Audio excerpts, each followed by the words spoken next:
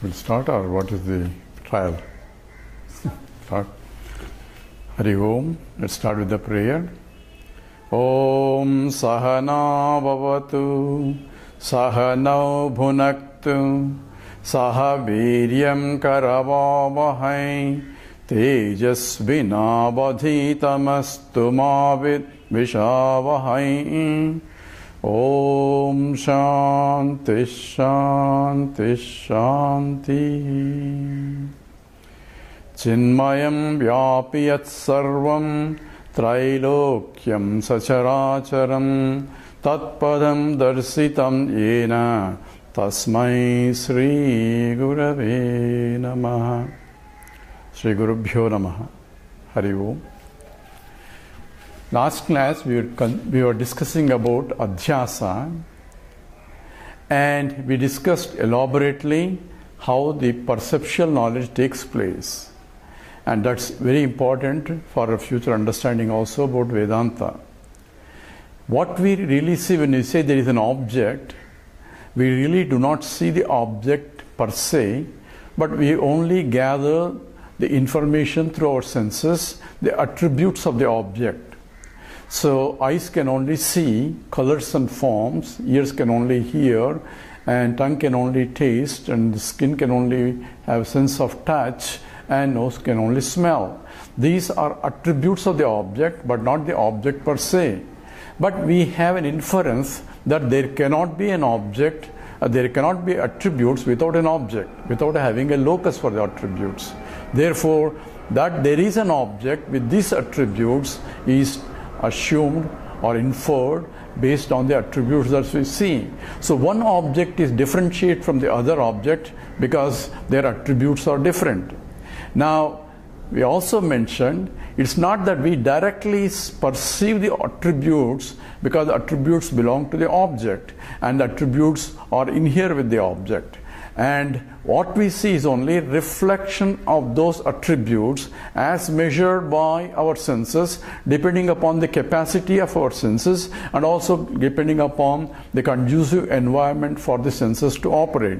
If it is too dark, even though eyes wants to see, I cannot see because the light is not sufficient. Therefore, environment has to be conducive and my eyes should be operating properly and the mind should be available. All those are assumed when we are seeing an object. Now, important aspect is that we only see or we only gather attributes of the object, not the substantive of the object or what the substance is made up of. And this becomes an important issue because when we say there is an object out there, say how do we know? I can see, but what do I see? I see only forms and colors, and therefore that the object that is there is an assumption or a presumption based on the attributes that I notice. Is the object really there or not? That has to be checked or confirmed by a transactions. So when I transact with the object through my karmendriyas, then I know what I see is what is there. Therefore, transactions is called vyavahara. So vyavaharika satyam is implied for me to confirm the existence of the object. So without that, I cannot validate that there is really an object that I see there. This has to be understood when I see the world. I say the world is real. On what basis? Because I can see. So existence of the world or existence of the object is established or confirmed only by the knowledge of its existence by me.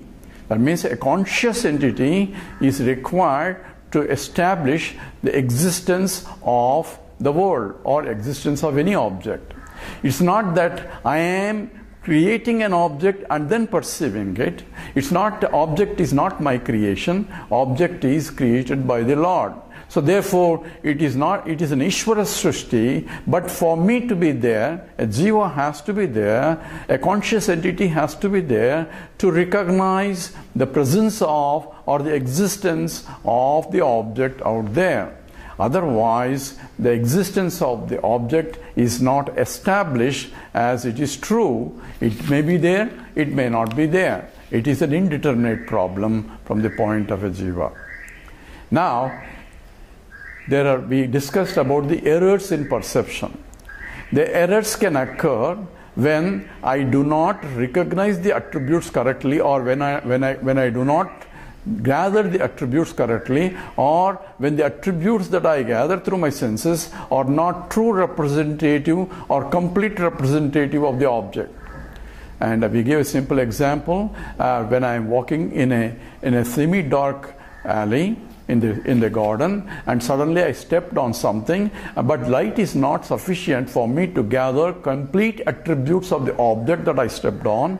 And I know it is soft, I know it's lying down in the middle of the alley, and also I know it is around 5 feet or 6 feet long, and therefore the attributes that I gather, those particular attributes that I gather, are not sufficient enough to discriminate whether the object is really a rope or a snake. It can discriminate, it's not an elephant, but it cannot discriminate that whether it's a rope or a snake. There has to be sadrusyam. Sadrusyam means similarity of the attributes for me to make an error. So when the attributes are gathered by the senses, here in this case insufficient attributes, because it is not completely lighted, and therefore only senses could gather some attributes, and based on the attributes a thought arises in the mind, and based on the thought a cognition of the object that there is an object. And what is that object? Based on the attributes, I go back to my memory and compare with my memory what is that object with those attributes. And that attributes tell those, based on the attributes, it can be a rope or a snake. But since I am afraid of the snake, I immediately say there is a snake out there.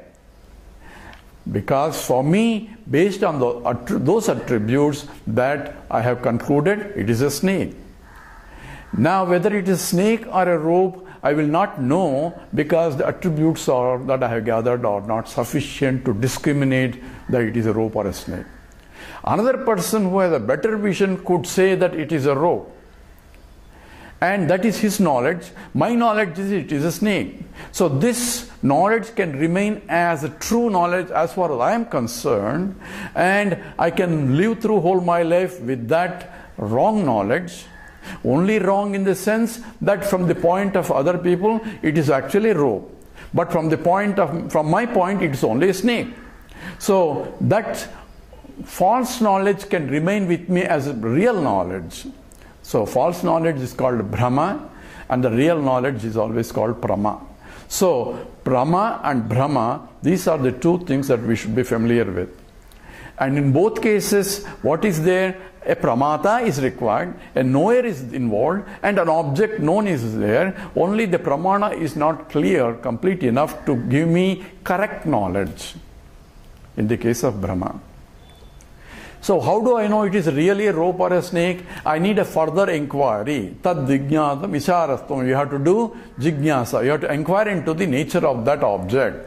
So how do I inquire? You need an appropriate means to inquire. So in this case, by beating that, I won't know it. By sitting and then doing meditation on that, I won't know it. All I need is to take a flashlight and put the flashlight on the object for me to see it is in fact a rope and not a snake.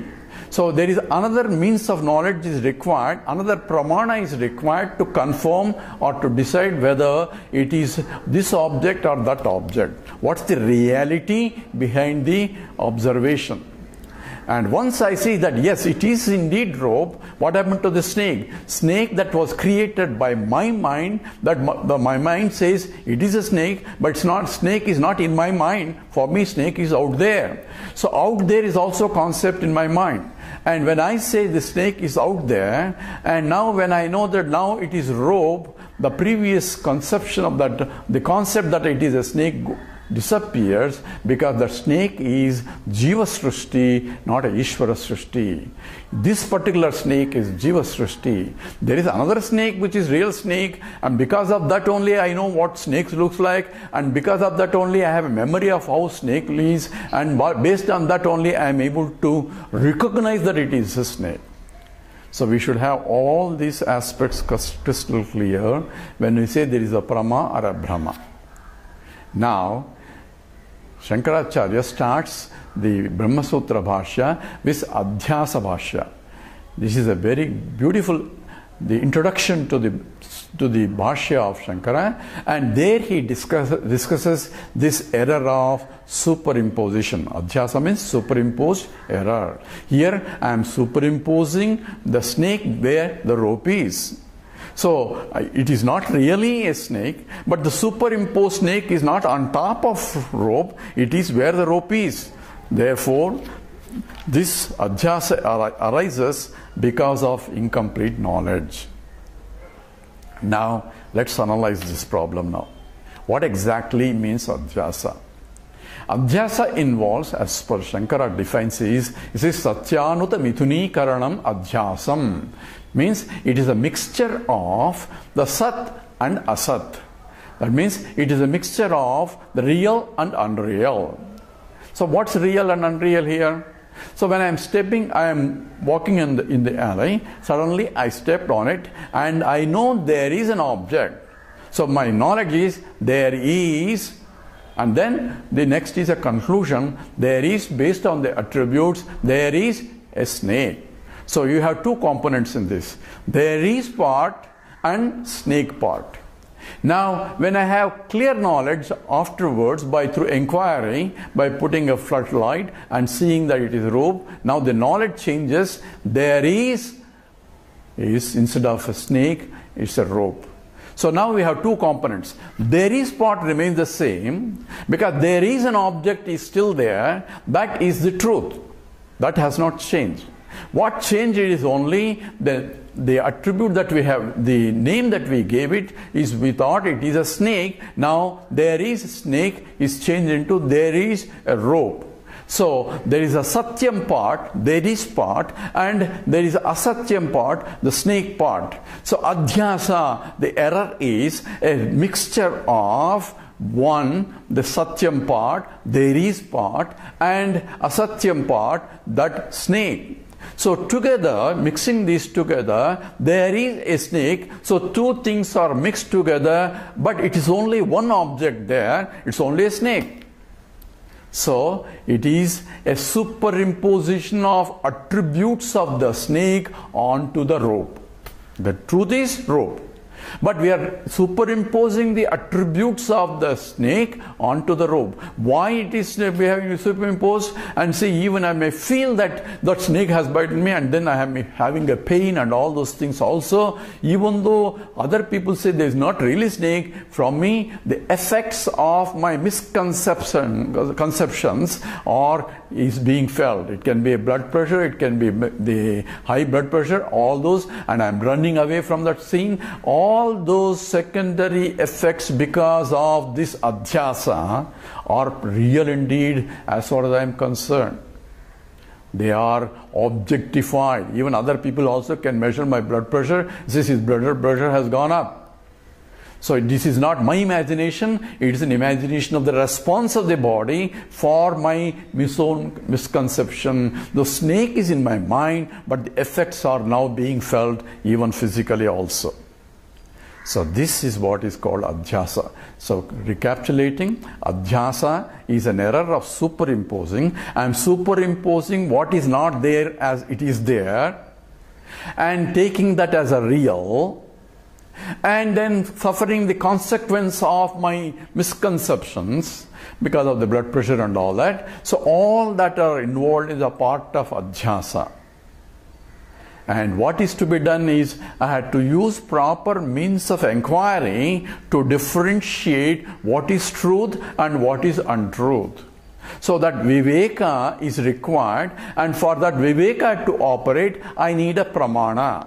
I need a means of knowledge. Here I am using a torchlight to reveal what the object is. So I need another means, which is a validating means for me to confirm that it is not a snake, but it is a rope. And through that means I should have the clear knowledge where the Brahma is removed and the Brahma takes place. Until then, so-called Brahma was taken as Brahma. Now I recognize that previous knowledge was incorrect. That means I made it as a Brahma because I have a real knowledge or knowledge of the reality of what the Vastu is, what the object is. And that is the adhyasa or error of superimposition. Here we already mentioned there are subjective errors and then objective errors. This is very important, even though I am repeating it, because this has to be clearly understood, because there are a lot of confusion in the Vedantic literature. So when we say subjective error is this appearance of or taking that it is a snake out there, the snake is created by my mind, not everybody's mind. So it is my subjective creation or a jiva srushti.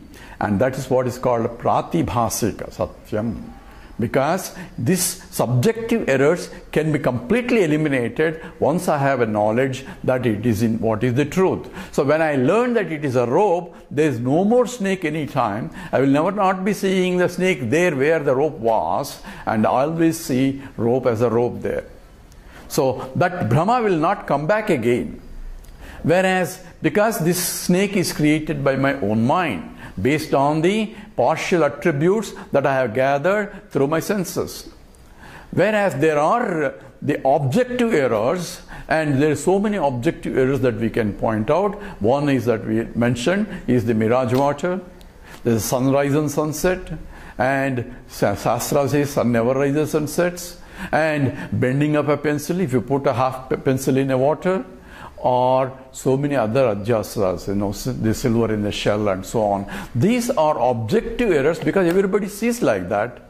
But proper inquiry or proper knowledge will tell me that what I thought it is not really true. So mirage water there is no real water. It's in fact is a dry sand only.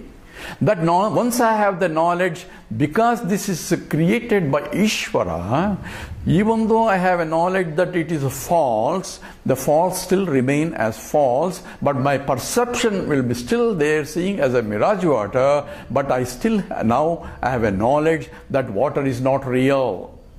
I know it is appearance only, but I am not get deluded by the appearance. So here we have to be careful, the illusion and the delusion. Illusion is seeing the mirage water. Delusion is taking the mirage water as real. In the same way, the Vedanta says the whole world is seeing the plurality is illusory. But taking the illusory plurality as reality, then there is a delusion. So we have to, that's called moha. Moha is delusion. So the whole Bhagavad Gita starts because of that moha. And in the end, Krishna says, Nashto moha sputir labda tat prasadena mayachyuta. So therefore, I have lost this delusion because now I know what needs to be done. Transactionally, I can do it. The knowledge-wise, now I understand.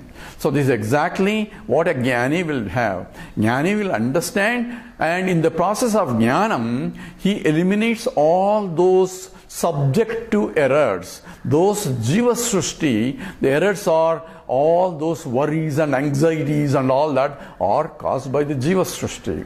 So jnani will not have that because he understood this is all mithya or a play of game. So he does not get affected by ups and downs. Dukkeshu anudvignamanaha sukeshu vigataspruha. The ups and downs in life will not have. He is samatvam sarva. His equanimity will be there in all the time, and that is because of jiva srushti is eliminated. He will be still seeing the Ishvara Srishti. He is still there, she is still there, Arjuna is still different from Krishna, and the teaching can go on. All that is within the realm of plurality, knowing very well it is part of mithya or part of neither real nor unreal. This mithya aspect we discussed already once. I will go over it again because this has to become exactly understood, and this adhyasa can be eliminated with appropriate jnanam, and those that are generated by the Jiva Srushti can be completely eliminated, whereas by the Ishvara Srushti it remains, but I will have a clear knowledge that this is indeed not true, but it's only appearance. This we will have clear understanding by what a jnanam involves. With that, we will stop now. We will do the prayer. Om Purnamada Purnamidam Purnat Purnamudachyate Purnasya Purnamadaya Purnameva Vasishyate.